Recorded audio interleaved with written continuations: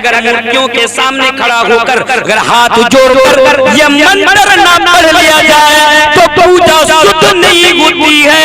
मेरे भाइयों वो मंत्र क्या है? आप उठाइए, बड़ा फेमस मंत्र है। जब कहीं चलते हैं तो गाड़ियों में ये मंत्र की आवाज आती है। या सुबह शाम हमारे हिंदू भाई लाउड स्पीकर के जरिए से इस मंत्र को बजाते, बड़ा फेमस मंत्र है।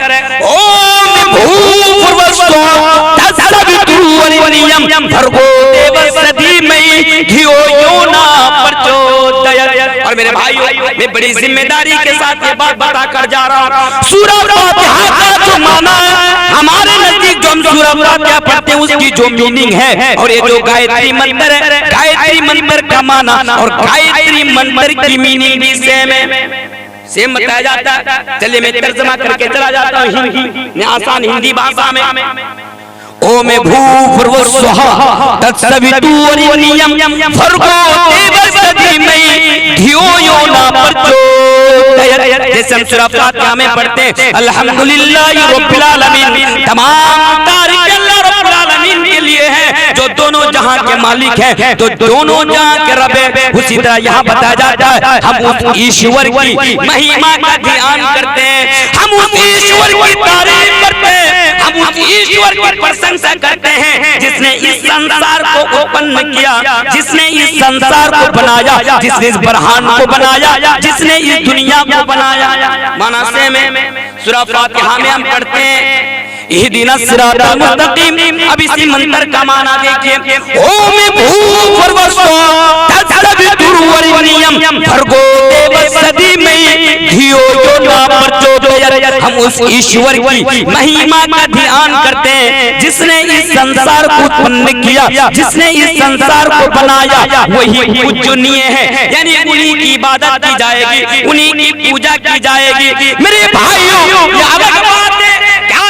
हिंदू भाइयों का मंत्र ये बता रहा है कि वही पूजनीय है, उन्हीं की इबादत की जाएगी, उन्हीं की पूजा की जाएगी, उन्हीं की भक्ति की जाएगी। उसके बावजूद भी आज वो लोग अल्लाह को छोड़कर दूसरों के दर पे जाकर अपना सजदा करते हैं। जैसा कि मुसलमानों के अंदर भी शिर्क को बड़ा सबसे बड़ा जुल्म करार दिया, सबसे बड़ा गुनाह करार दिया। उसके बावजूद आप मुसलमानों को देखेंगे कि अल्लाह को छोड़कर कहीं और जाकर सजदा कर रहे हैं, बेटा बेटी मांग रहे हैं। और आगे आई वही ज्ञान का भंडार है। अरे मेरे भाई, वही तो सब कुछ जानने वाला है। और आगे आई जैसा कि हमारा सूरह फातिहा के अंदर पढ़ते इहदिनस सिरातल मुस्तकीम, हे अल्लाह तू हमें सीधा राह, हे अल्लाह तू हमें सिरातल मुस्तकीम पर चला, हे अल्लाह तू हमें सीधी राह पर चला।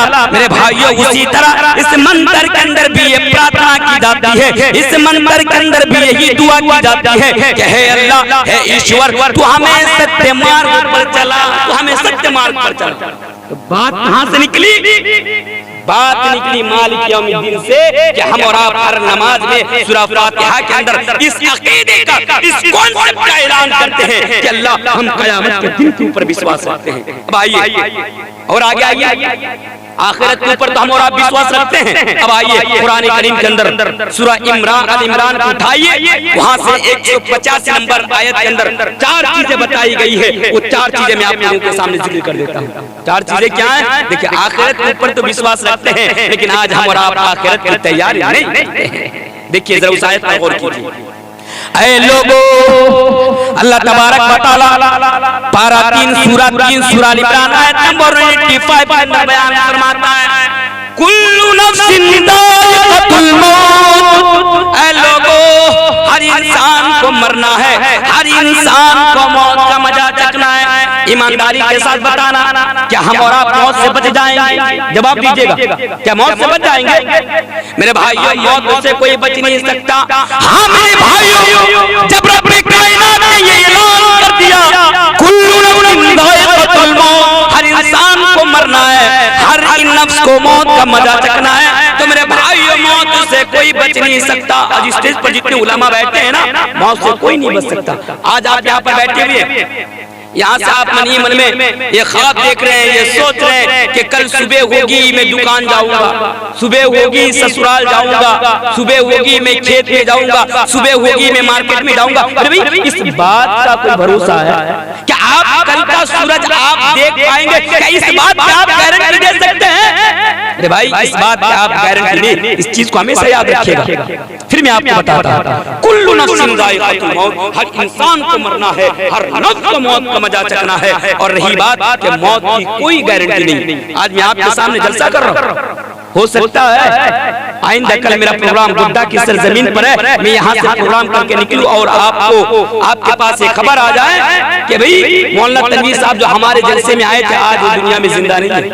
कोई गारंटी नहीं है। मेरे करीब मौलाना साहब बैठे हैं, कल हो सकता है कि मेरे पास खबर आ जाए कि आज मौलाना साहब जो जलसे में थे वो कल नहीं है। इसी तरह आज आप जलसे के अंदर मौजूद है, कल आपकी भी कोई गारंटी नहीं। हर इंसान को मरना है। अरे भाई मौत एक ऐसी चीज है ना कि सबके पास आनी है, मौत से कोई नहीं बच सकता। अगर मौत से कोई बचता तो शायद हमारे नबी थे, पर हकीकत तो यही है ना। ये अलग बात है कि आज लोग मानने से इनकार कर रहे हैं, लेकिन कुरान तो साफ साफ कह रहा है ना कि वमा मुहम्मदुन इल्ला रसूलुन क़द खलत मिन क़ब्लिही रुसुलुन फ़इन माता औ क़ुतिला इंक़लबतुम अला अक़ाबिकुम इन्नका मय्यितुन व इन्नहुम मय्यितून। हदीस के अंदर बहुत सारी हदीसें मौजूद है कि मेरे भाई हकीकत तो ये है कि नबी के पास भी मौत आई, नबी भी मौत से नहीं बच पाए। तो ये पहली चीज है। दूसरी चीज पर जरा गौर कीजिए, इस आयत करीमा के आगे अल्लाह तबारक व तआला बयान फरमाता है, पहली चीज याद रखो कुल्लु नफ्सिन ज़ाइक़तुल मौत, दूसरी चीज व इन्नमा तुवफ़्फ़ौना उजूरकुम यौमल क़ियामा। लेकिन मेरे भाइयों इससे पहले कि मैं इसका खुलासा करूं, आइए मैं आपको एक सवाल का जवाब भी देकर जा रहा हूं। एक सवाल का जवाब मैं आपके सामने रख रहा हूं, वो क्या है? आप किस तरह इस बात को समझिए कि मौलाना साहब हमारे इस गांव में चिल्लिहा या क्या नाम है गांव का, चिल्हनिया, बात को समझिए तब आपको बात समझ में आएगी। हमारे चिल्हनिया गांव के अंदर दो ऐसे आदमी हैं। एक आदमी एक नंबर का सूदखोर हरामखोर, एक नंबर का लुच्चा लफंगा लोफर, यानी जितनी किस्म की बुराइयां हैं सारी बुराइयां इनके अंदर मौजूद है। नमाज नहीं पढ़ता, चेहरे पर दाढ़ी नहीं रखता, लेकिन हाँ बड़ा ऐशो आराम की जिंदगी गुजारता है, लोगों पर जुल्म करता है, भाइयों का हक मारता है, बहनों का हक मारता है, पड़ोसियों का हक मारता है। एक ऐसा इंसान, इसके पास भी मौत आई। और एक ऐसा इंसान हमारी बस्ती के अंदर, हमारे गांव के अंदर जो बड़ा मुत्तकी है, बड़ा परहेजगार है, नमाज भी पढ़ता है, रोजा भी रखता है, ज़कात भी देता है, दीन के काम में पेश रहता है, दीन के काम में आगे रहता है। लेकिन मौलाना साहब वो बड़ी परेशानियों के साथ वो जिंदगी गुजार रहा था। मौत एक दिन उसके पास भी आई, मौत इनके पास भी आई, मौत इनके पास भी आई। अब बताइए जिसने जिंदगी भर गलत काम किया उसको तो उसकी सजा ना मिले, और जिसने जिंदगी भर नेकी का काम किया था दुनिया में हमारी आंखों के सामने हमने देखा बड़ी परेशानियों के साथ उसने अपनी जिंदगी गुजारी, लेकिन उसको तो उसकी नेकियों का बदला ना मिला। लेकिन अच्छा काम करने से और बुरा काम करने से फायदा क्या मिलेगा? सवाल पैदा होता है क्या मिलेगा? मेरे भाइयों ये दुनिया है, जरा इस आयत पर जरा गौर कीजिए। अल्लाह तबारक व तआला जवाब देते हुए बयान फरमाता है, लोगों सुनो, व इन्नमा तुवफ़्फ़ौना उजूरकुम यौमल क़ियामा।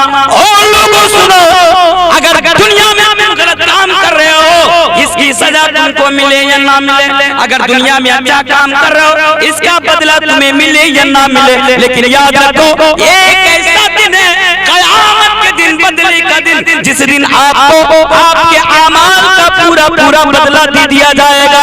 अल्लाह तबारक व तआला कुरान करीम के अंदर बयान फरमाता है, फमन यअमल मिस्क़ाल ज़र्रतिन खैरन यरा व मन यअमल मिस्क़ाल ज़र्रतिन शर्रन यरा। कि ऐ लोगों, अगर दुनिया में जर्रा बराबर भी अगर तुम अच्छा काम करोगे तो कल क़यामत के दिन भले ही दुनिया में तुमको बदला ना मिले, लेकिन याद रखो आखिरत के दिन, क़यामत के दिन जिसके बारे में बता रहा हूँ, आपको आपके किए का बदला मिल जाएगा। हाँ मेरे भाइयों, व इन्नमा तुवफ़्फ़ौना उजूरकुम यौमल क़ियामा। अब इस आयत इस तरह भी समझिए, आप दुनिया में पैसा वाले, दुनिया में दौलत वाले, दुनिया में आज आपके पास ताकत है, आप किसी पर जुल्म कर रहे हैं, भाइयों का हक मार रहे हैं, बहनों का हक मार रहे हैं, पड़ोसियों का हक मार रहे हैं। आपको मालूम है कि दुनिया में आप पावरफुल इंसान है, आपका कोई बाल भी बाका नहीं कर सकता, सकता, लेकिन याद रखो एक ऐसा दिन है कयामत के दिन, आखिरत के दिन, जिस दिन आपको आपका बदला दे दिया जाएगा, जिस दिन आपको आपका बदला मिल जाएगा। यहाँ पर एक चीज को ना मैं ऐड कर लेता हूँ, क्या है?